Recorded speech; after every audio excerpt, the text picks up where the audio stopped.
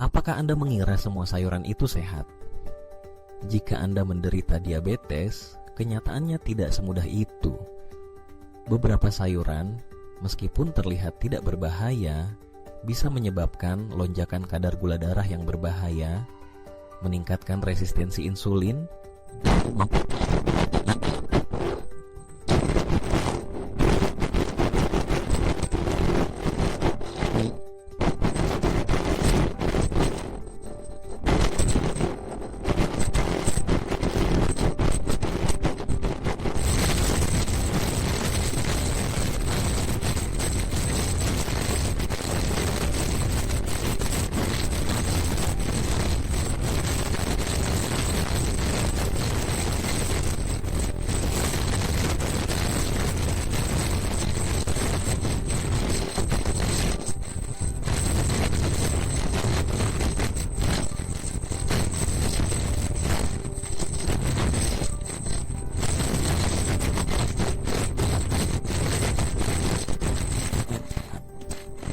memiliki indeks glikemik yang tinggi.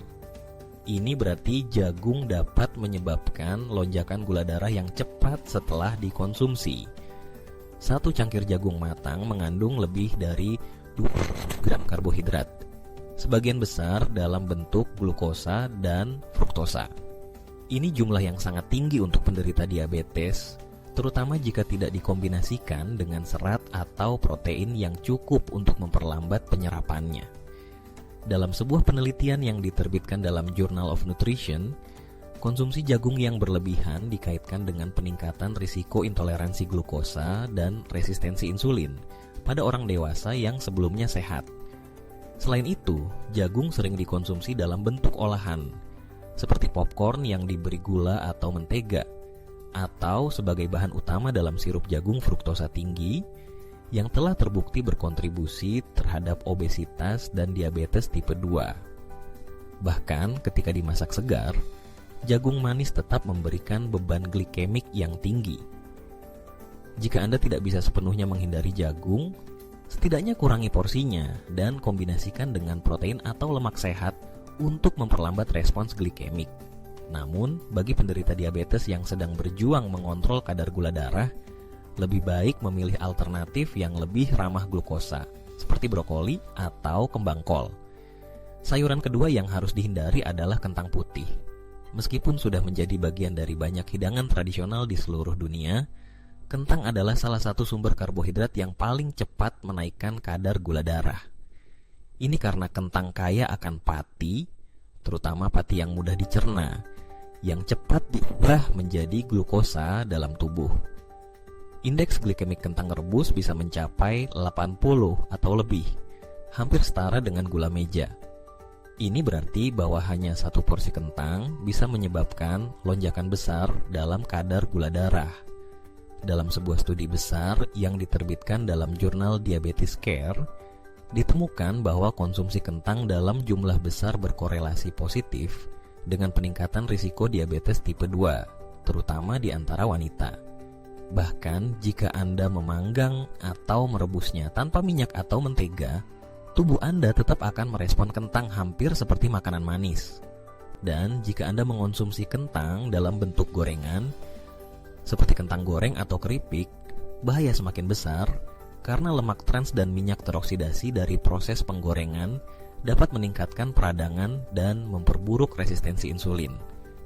Alternatif sehat untuk kentang putih bisa termasuk ubi jalar dalam jumlah sedang karena memiliki indeks glikemik yang lebih rendah dan lebih banyak serat.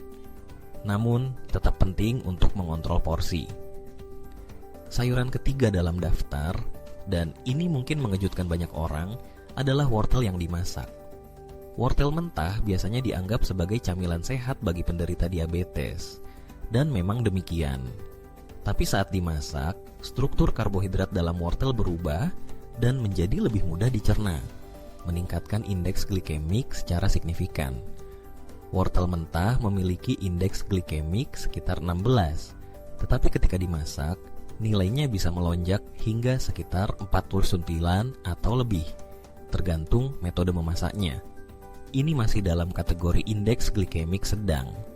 Tetapi jika dikonsumsi dalam jumlah besar atau bersamaan dengan makanan lain yang tinggi karbohidrat bisa menyebabkan lonjakan gula darah. Penelitian menunjukkan bahwa penderita diabetes sering mengabaikan dampak metode memasak terhadap makanan yang dikonsumsi. Dalam jurnal Clinical Diabetes, para peneliti menekankan pentingnya memahami bagaimana memasak bisa mengubah beban glikemik suatu makanan. Dan wortel adalah contoh yang sempurna. Sayuran berikutnya yang perlu Anda waspadai adalah beet. Ya, beet memang terkenal sebagai sumber antioksidan dan nitrat alami yang baik untuk tekanan darah.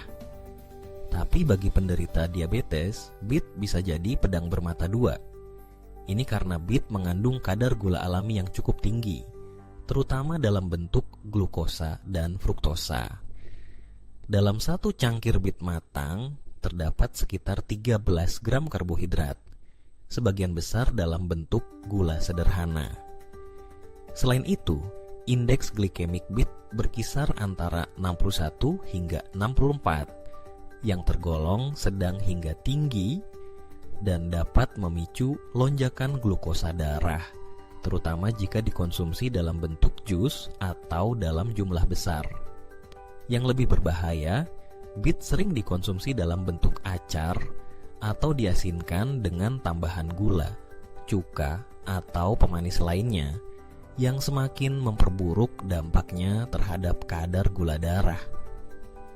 Sebuah studi dalam European Journal of Clinical Nutrition mencatat bahwa meskipun beet memiliki manfaat kardiovaskular, konsumsi yang tidak terkontrol justru memperburuk profil glukosa pada pasien diabetes. Alternatifnya, pilih sayuran yang lebih rendah gula seperti bayam atau kangkung untuk tetap mendapatkan manfaat antioksidan tanpa risiko lonjakan gula. Selanjutnya, kita akan membahas labu kuning, pumpkin. Banyak orang mengira bahwa karena labu kuning adalah makanan tradisional, terutama di musim-musim tertentu, maka itu pasti sehat. Tapi sebenarnya, labu termasuk dalam kategori sayuran berpati tinggi, seperti kentang dan jagung, dan bisa memberikan beban glikemik yang cukup besar. Satu cangkir labu matang mengandung sekitar 20 gram karbohidrat, dan indeks glikemiknya cukup tinggi, sekitar 75. Itu artinya, labu bisa dengan cepat meningkatkan kadar gula darah, apalagi jika dikonsumsi tanpa pendamping protein atau serat. Labu sering dijadikan bahan utama dalam makanan penutup seperti kolak, bubur, atau kue. Semuanya mengandung tambahan gula dan lemak. Ini menjadikan labu sebagai salah satu penyumbang lonjakan glukosa yang tidak disadari banyak orang.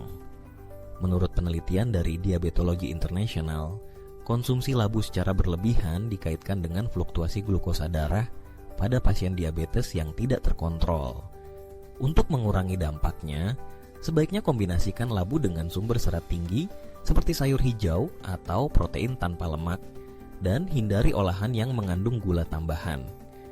Sayuran keenam dalam daftar ini adalah kacang polong, peas.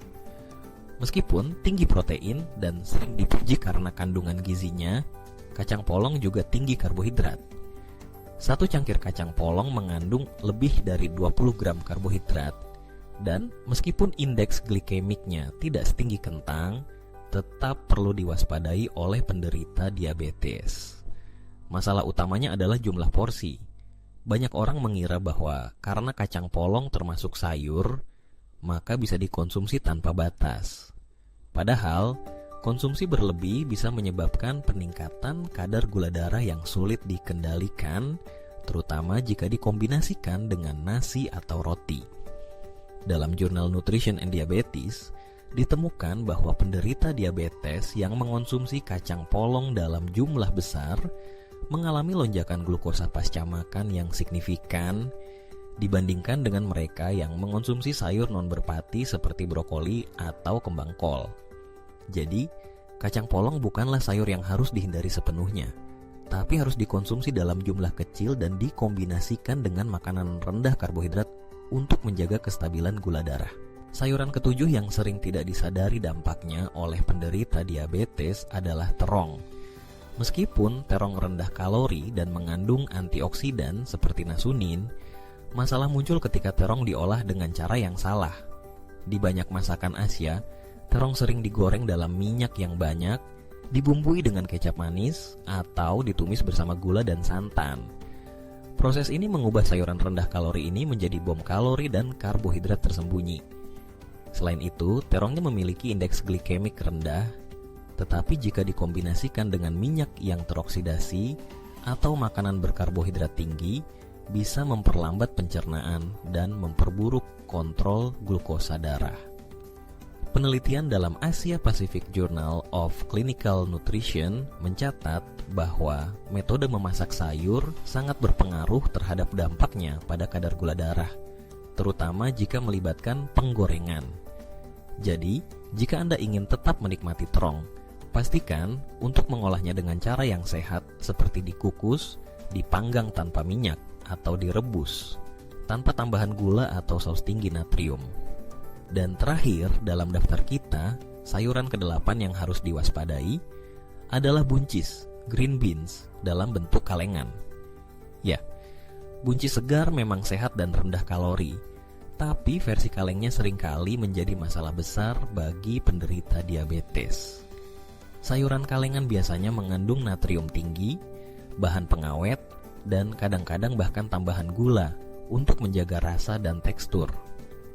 Bagi penderita diabetes, konsumsi natrium tinggi bisa meningkatkan tekanan darah dan memperburuk komplikasi metabolik. Selain itu, pengawet tertentu yang digunakan pada sayur kalengan dapat memengaruhi flora usus, yang pada gilirannya berdampak pada sensitivitas insulin. Dalam Journal of Diabetes Research disebutkan bahwa konsumsi makanan olahan kaleng secara teratur dikaitkan dengan gangguan metabolik, peningkatan peradangan, dan resistensi insulin yang lebih buruk pada pasien diabetes tipe 2. Solusinya, selalu baca label dengan hati-hati. Pilih buncis segar atau beku tanpa tambahan garam atau gula. Jika terpaksa menggunakan versi kaleng, bilas terlebih dahulu di bawah air mengalir selama beberapa detik untuk mengurangi kadar natrium dan zat tambahan lainnya.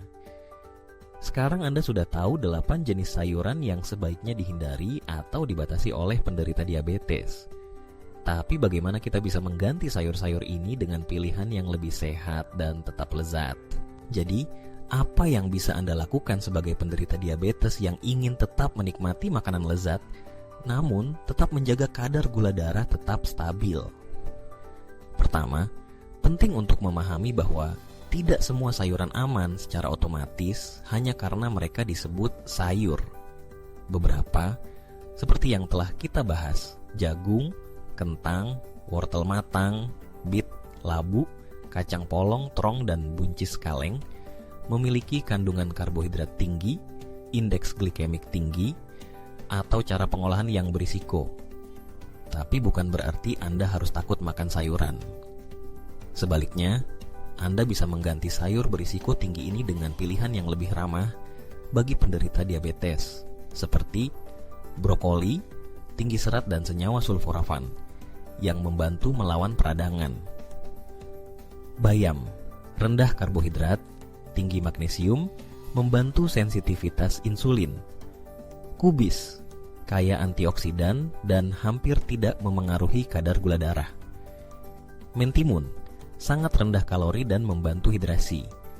Kembang kol, bisa dijadikan pengganti nasi atau kentang tumbuk, sangat fleksibel. Kunci utamanya adalah memperhatikan porsi, metode memasak, dan kombinasi makanan. Hindari menggoreng dalam minyak berulang atau menambahkan gula tersembunyi seperti kecap manis dan saus instan. Ingat, kadar gula darah Anda sangat dipengaruhi oleh pola makan harian, bukan hanya satu makanan. Konsistensi dalam memilih makanan sehat akan memberikan hasil yang jauh lebih baik daripada sesekali menghindari satu bahan saja. Terakhir, penting untuk selalu berkonsultasi dengan dokter atau ahli gizi sebelum membuat perubahan besar dalam pola makan Anda, terutama jika Anda sedang menjalani pengobatan atau memiliki kondisi kronis lain. Jika video ini membantu Anda memahami lebih baik tentang makanan yang perlu dihindari, silakan klik tombol suka, bagikan ke teman dan keluarga, dan jangan lupa berlangganan agar tidak ketinggalan informasi penting lainnya tentang diabetes dan kesehatan alami. Tulis di komentar, saya siap makan lebih sehat mulai hari ini. Jika Anda merasa termotivasi untuk mulai membuat perubahan kecil yang berdampak besar. Sampai jumpa di video berikutnya. Tetap sehat dan semangat.